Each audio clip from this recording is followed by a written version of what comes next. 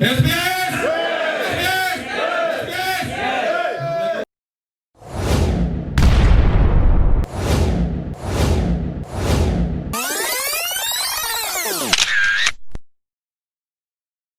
Kita berdoa untuk organisasi kita SPAS agar tetap amanah, istiqomah, berjuang untuk kesejahteraan anggota, berjuang untuk kesejahteraan buruh, berjuang untuk kesejahteraan para pekerja yang ada di khusus di PT Heros Berpaket Tbk dan pada umumnya kepada aspek Indonesia serta KSPI.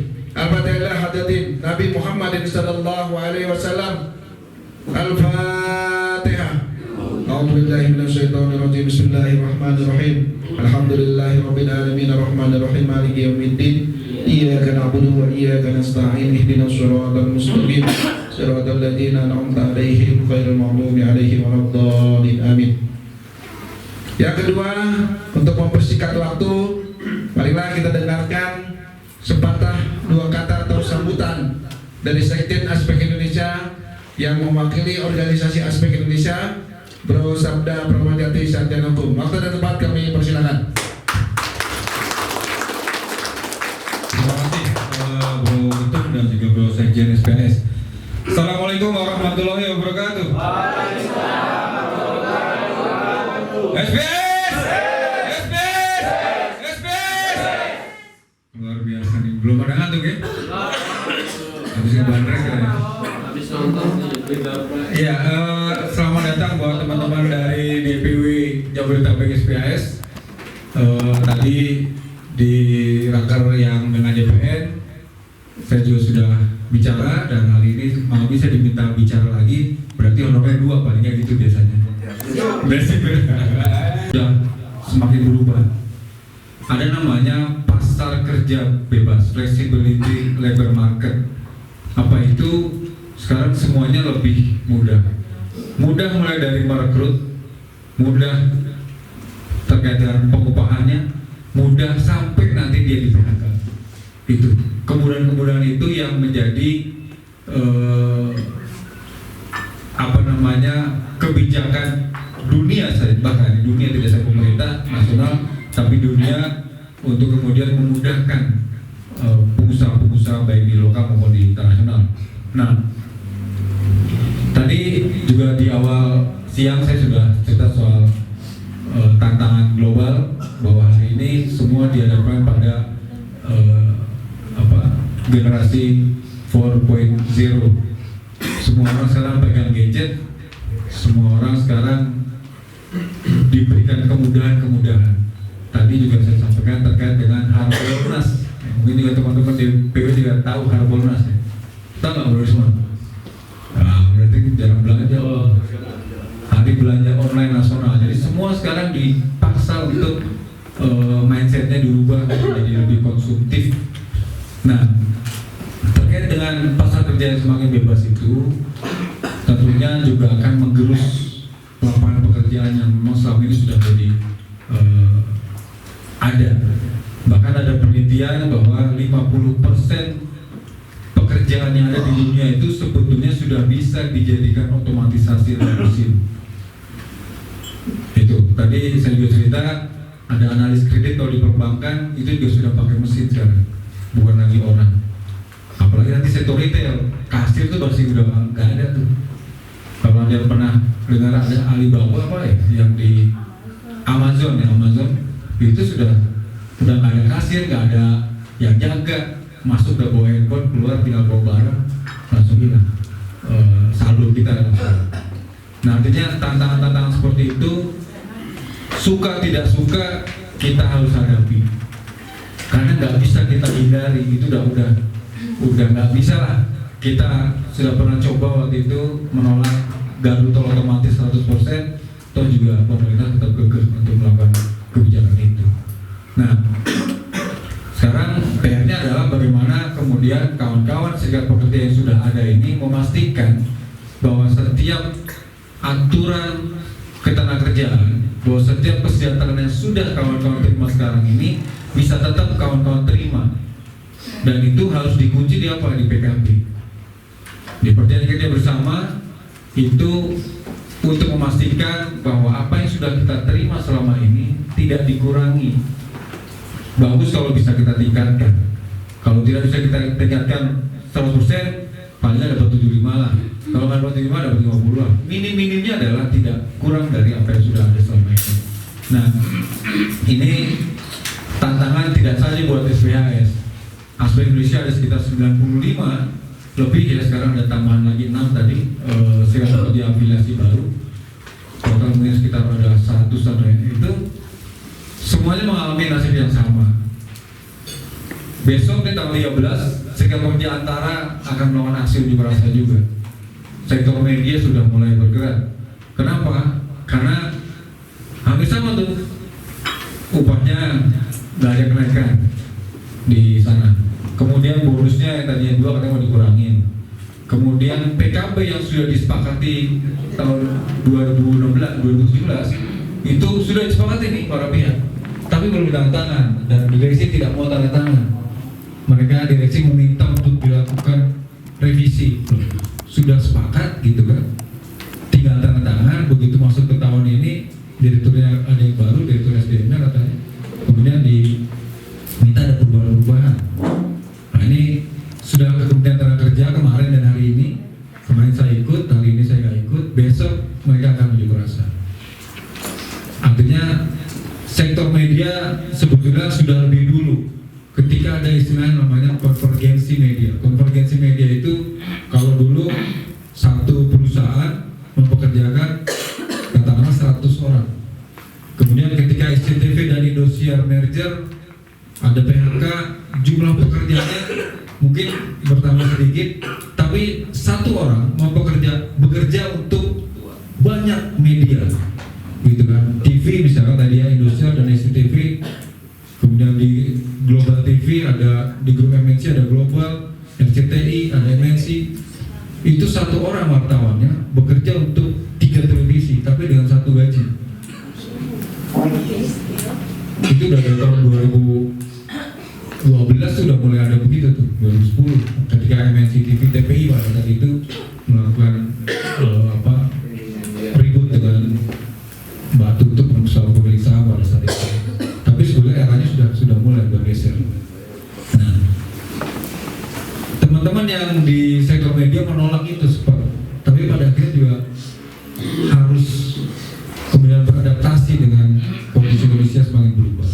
Jadi satu orang, kemudian saya juga ada beberapa kawan dan aspek juga punya SPCTV, Antv dulu itu juga anggota aspek Indonesia. Mereka mengalami bagaimana dampak dari konvergensi media.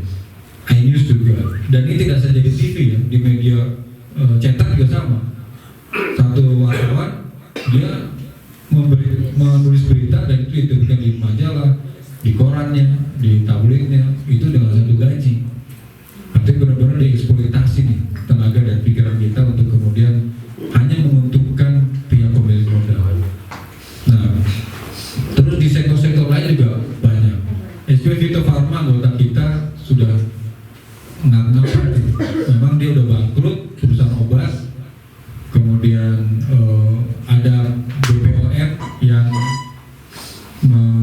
tidak mengeluarkan lagi izin untuk dia berproduksi karena ada beberapa memang kesalahan manajemen terkait dengan bagaimana dia memastikan produksi obat itu benar-benar higienis. Jadi ada beberapa aturan main lah gitu, kira-kira persyaratan untuk bisa lolos. Nah itu tidak dia bisa penuhi, kemudian akhirnya berdampak pada produksi yang berhenti. Teman-teman sekarang hampir 4 bulan lebih nggak digaji, gajinya nunggu pemilik perusahaannya jual aset, kemarin jual mobil baru bisa bayar, jual lain-lain baru bisa bayar. Sekarang udah 4 bulan nggak dibayar. Nah ini tinggal nunggu tutupnya sebenarnya udah tutup itu, tinggal lagi menunggu investor, tapi investornya juga masih hitung-hitungan. Dia mau beli tapi nggak mau sama pekerjaannya.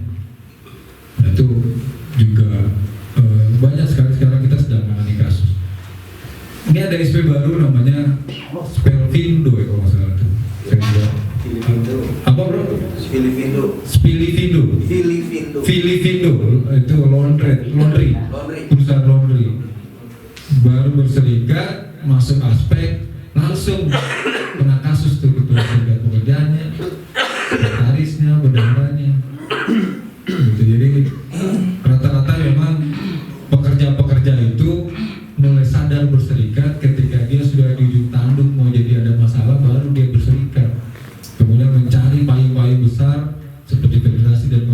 advokasi, berharap dia bisa kemudian diadvokasi. Rata-rata begitu. Kita sudah beberapa kali lah ngalamin kasus-kasus seperti itu, teman-teman yang tadinya acuh dengan serikat pekerja, kemudian ketika mau ada masalah baru bikin serikat pekerja, masuk aspek bermasalah. Tapi kita sebagai federasi tidak bisa menolak itu. Kita harus melakukan advokasi dan kita harus melakukan edukasi kepada pekerja terkait dengan hak serikat pekerja. Banyak teman-teman yang belum paham tentang hak sebagai serikat pekerja apa, termasuk dia kewajibannya sebagai serikat pekerja apa. Nah, ini yang kemudian menjadi PR besar kita. Tantangan-tantangan ke depan semakin sulit dan kita tidak sendirian. SPAS, saya juga dengar lagi ada dilema juga terkait dengan perubahan upah, kemudian terkait dengan tutup toko dan lain sebagainya. Tapi ini bisa diatasi tentunya dengan kebersamaan. Kalau kita nggak punya kebersamaan, ya kita akan jadi target yang empuk buat dari manajemen untuk bisa kemudian mengadu domba.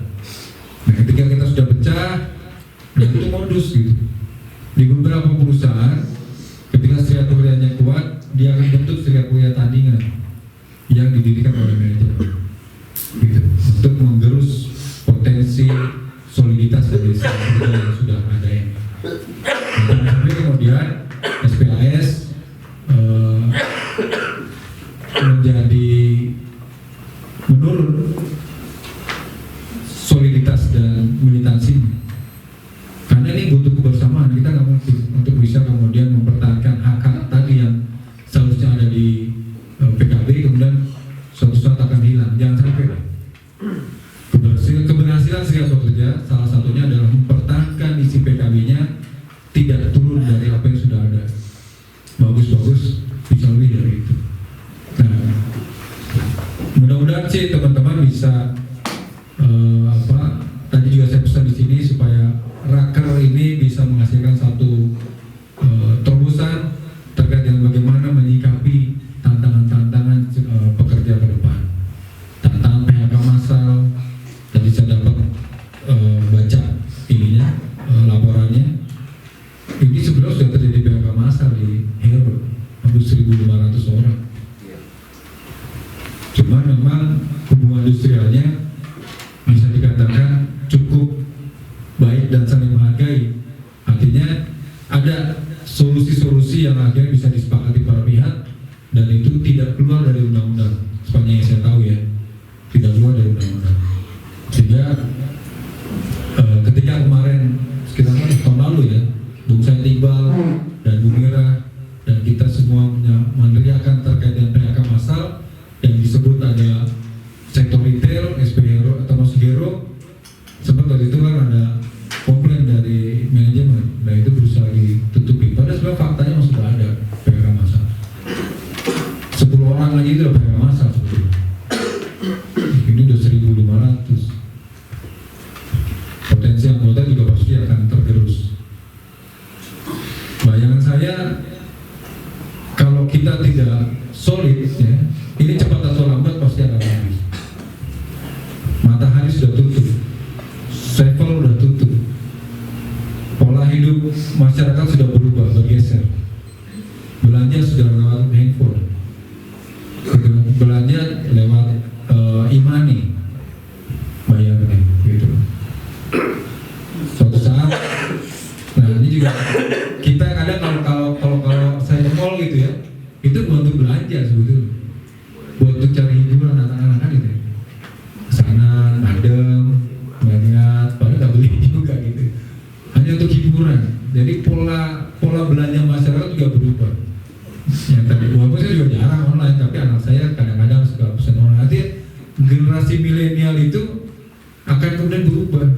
Anak saya itu paling sering tuh beli handset aja, handset ya. Handset itu lewat online. Toto nanya sama bapak-bapaknya aja ya, bayarin gitu. Beli makanan, itu udah paling sering gitu beli makanan. Gitu kan, artinya ke depan cepat atau lambat ya,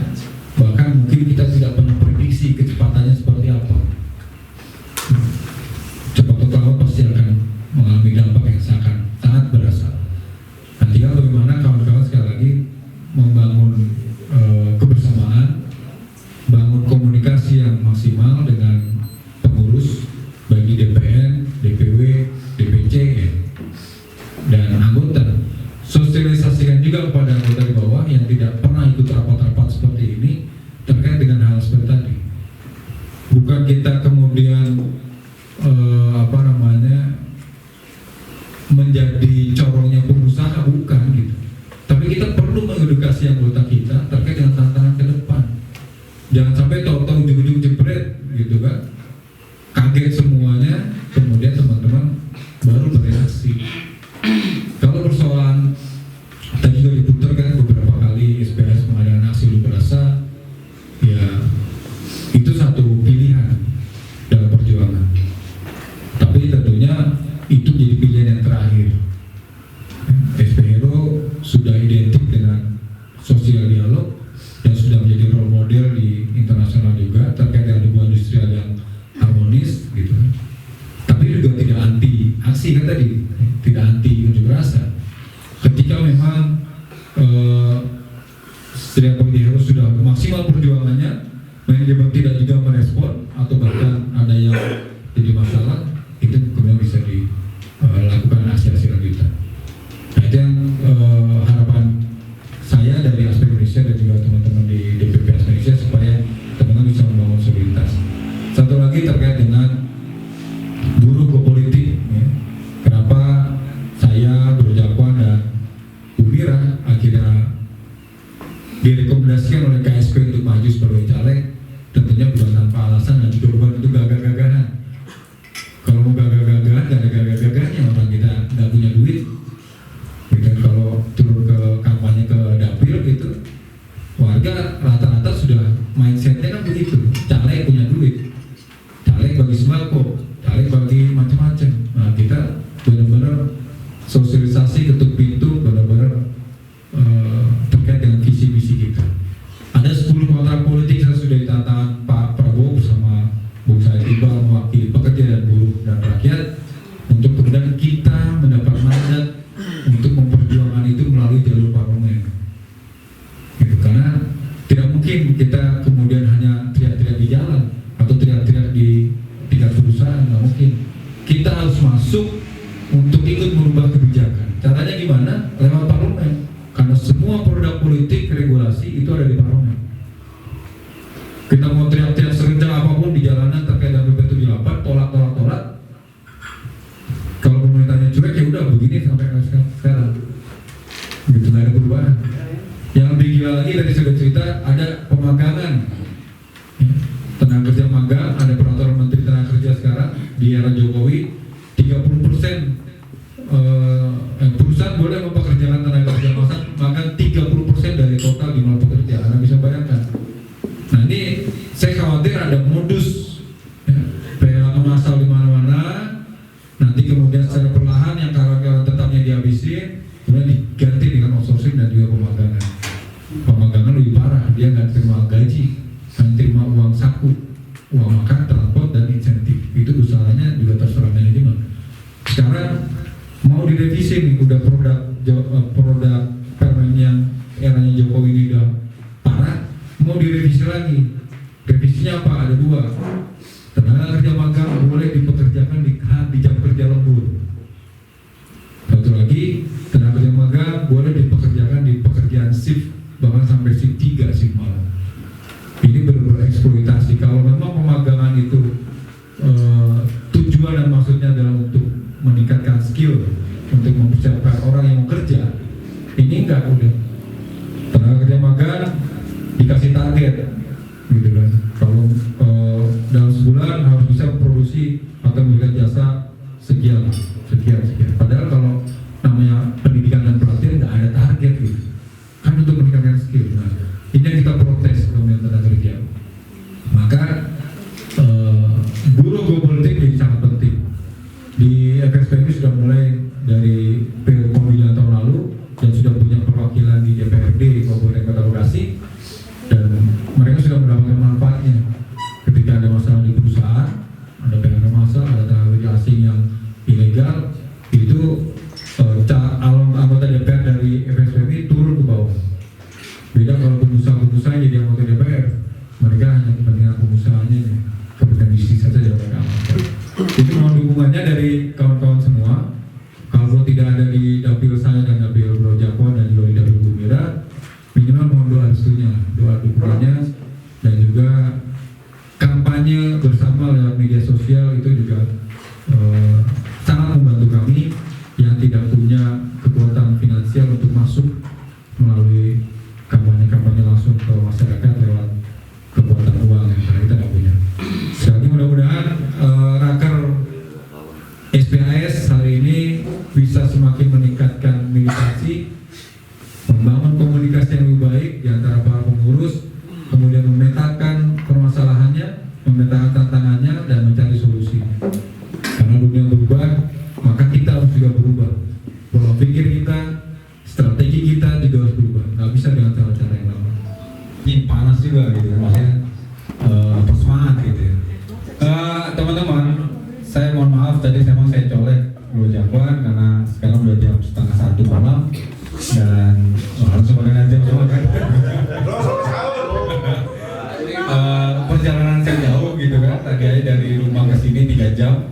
enggak sejam setengah. Turunan. Saya naik motor sama bro Rastra tadi. Jadi intinya gini, saya sih melihat bahwa apa yang disampaikan oleh kawan-kawan DPW ini adalah satu hal yang baik dan positif. Sikap kritis itu sangat diperlukan dalam sebuah organisasi. Kalau pengurus di semua level hanya yes man aja, akhirnya apa? Single fighter ketua umumnya. Itu di beberapa kasus selalu tidak baik hasilnya. Nah sehingga energi positif yang sudah ada hari ini dan mungkin sudah diawali beberapa bulan yang lalu, beberapa waktu yang lalu, ini harus dijaga energi positif ini. Kritik itu adalah sifatnya membangun, nggak boleh sifatnya menjatuhkan, kan gitu. Selama kritik itu punya objektivitas dan argumentasi yang objektif, ya pengurus juga harus merespons secara objektif. Terkait dengan PKB yang kemudian redaksinya dirubah sama manajemen, itu juga sampai ke aspek laporannya, dan saya termasuk yang kecil juga lapor itu ke dirutnya, kalau perlu copot, tanya copot itu manajemen yang memang melakukan tindakan seperti itu sama aja mengangkangi hubungan istri yang sudah baik, gitu kan. Nah sama saja membohongi direktur utamanya juga kan gitu. Dia sudah oke, tahu-tahu dia merubah secara sepihak, itu nggak benar. Saya termasuk yang kencang pada saat itu menyarankan kepada Bro Jaman dan Bro Hairul, udah kita laporin, lalu kita copot kita. Nah, kemudian terkait dengan hal lain nanti silakan dirembukin bareng ya. Tapi intinya satu, bahwa jangan pernah kawan-kawan kehilangan yang namanya hak berunding. Sekali kawan-kawan kehilangan hak berunding, selesai sudah. Bagaimana menjaga supaya hal berunding itu ada? Rasa percaya di antara kita harus dijaga. Tadi yang kritik-kritik membangun objektif juga harus direspon secara objektif juga. Ada segala kekurangan kita saling melengkapi dan saling memperkuat gitu. Sehingga organisasi ini tetap punya posisi tawar yang baik di manajemen. Kita harus jaga namanya posisi tawar. Posisi tawar itu ukurannya tadi, hak berunding kita masih ada apa enggak? Kalau perusahaan sudah semena-mena, perusahaan sudah sepihak segala macam memutuskan yang tidak melibatkan serikat pekerja, ini ada yang salah.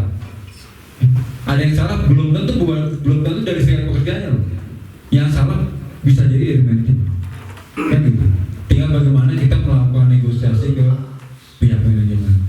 Aksi itu menjadi pilihan terakhir kalau dari kita. Selalu kita sampaikan kepada kawan-kawan serikat pekerja di afiliasi aspek, kita selalu sampaikan aksi adalah pilihan terakhir.